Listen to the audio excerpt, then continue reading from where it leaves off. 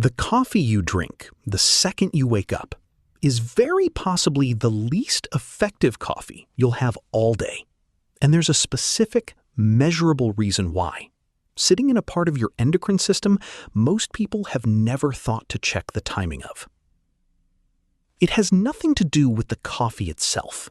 It has to do with what your body is already doing, chemically, in the exact window most people reach for the pot. Within the first 30 to 45 minutes after waking, your cortisol level doesn't just sit at whatever it was overnight. It spikes, sharply, by anywhere from 50 to 150% above your waking baseline. Researchers call this the cortisol awakening response, and it's one of the most consistent, well-replicated findings in circadian biology. It's your body's own built-in alertness surge, arriving automatically, without coffee, without an alarm, without anything you did. Piece 1. You're most caffeine hungry the moment you wake up. That's also, almost exactly, the moment your body is already handing you its single largest natural alertness boost of the entire day. This has become a popular claim in wellness circles recently. The idea that drinking coffee during this cortisol spike is a mistake, and that waiting somewhere around 90 minutes lets the spike settle before caffeine adds anything useful. It's worth being precise about what's actually been tested here, because the specific 90 minutes figure is more of a popularized recommendation than a number pulled directly from a controlled trial measuring that exact interval. What is solid? Caffeine and cortisol clearly interact. Research led by physiologist William Lavallo has repeatedly shown that caffeine intake itself raises cortisol levels, independent of the natural morning spike, meaning your morning coffee isn't just riding on top of an existing surge, it's actively adding its own cortisol increase on top of one that's already near its daily peak. Piece 2. Stacking two cortisol-raising inputs at the same moment, your body's own automatic spike plus caffeine's independent effect, doesn't necessarily make you more alert than either one alone would. Elevated cortisol at the high end of its range is associated with exactly the opposite of sharp focus, a jittery, anxious kind of arousal, rather than the clean, calm alertness people are actually chasing with that first cup. There's a second, separate mechanism worth adding here, and it's less about timing and more about tolerance. Lavallo's research also found that with repeated daily caffeine intake, the cortisol-raising effect of caffeine measurably blunts over time. Your body adapts, and the same cup stops producing the same hormonal kick it once did. Which raises an interesting possibility. If your morning coffee routine has felt less and less effective over the years, not because you've built a tolerance to caffeine's stimulant effect on adenosine receptors, which doesn't fade nearly as fast, but specifically because the cortisol boosting layer of that effect has worn thin, that's consistent with real published findings, not just a feeling. There's a second, completely separate story happening below your cortisol system, in your stomach itself.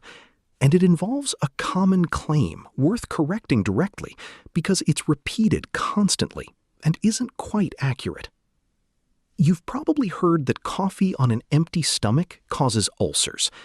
That specific claim doesn't hold up well against the evidence. Ulcers are overwhelmingly caused by a bacterial infection, Helicobacter pylori, or by long-term use of certain pain medications, not by coffee acidity alone. Piece 3, and the actual reveal of this part of the story, what coffee genuinely does, backed by real gastroenterology research, is stimulate gastric acid secretion, both through caffeine itself and through other compounds in coffee, including decaf. On an empty stomach, with no food present to buffer that acid, this can measurably worsen symptoms in people already prone to acid reflux or a sensitive stomach lining, even though it isn't the root cause of a genuine ulcer. So the popular warning gets the target almost right, and the mechanism almost entirely wrong. It's not coffee causes ulcers.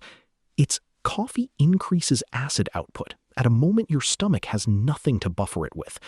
A real, milder, and far more specific effect than the myth suggests. Put both pieces together, and the picture that emerges is more precise than either coffee first thing is fine or coffee first thing is a mistake. Your body delivers its largest natural cortisol surge in the same narrow window most people reach for caffeine. And caffeine adds its own separate cortisol effect directly on top of it. A real, measurable stacking effect, even if the popular wait exactly 90 minutes figure oversimplifies a more individually variable process. Separately, and for an entirely different physiological reason, coffee on an empty stomach increases acid output your stomach isn't currently buffering with food. A real digestive effect, but not the ulcer-causing myth it's often described as. Individual variation matters a lot here. Cortisol awakening response magnitude, caffeine sensitivity, and stomach acid tolerance all differ meaningfully between people, and someone with diagnosed GERD, an ulcer, or a cortisol-related medical condition is dealing with a genuinely different situation than the general pattern described here, worth discussing with a doctor rather than generalizing from this video. Somewhere in a kitchen right now, a kettle is clicking off at the exact moment a spike of cortisol most people don't know they have is already near its daily peak. The coffee isn't doing nothing. It's doing something real, just stacked directly on top of a system that, for about 45 minutes every single morning, was never actually waiting for it in the first place.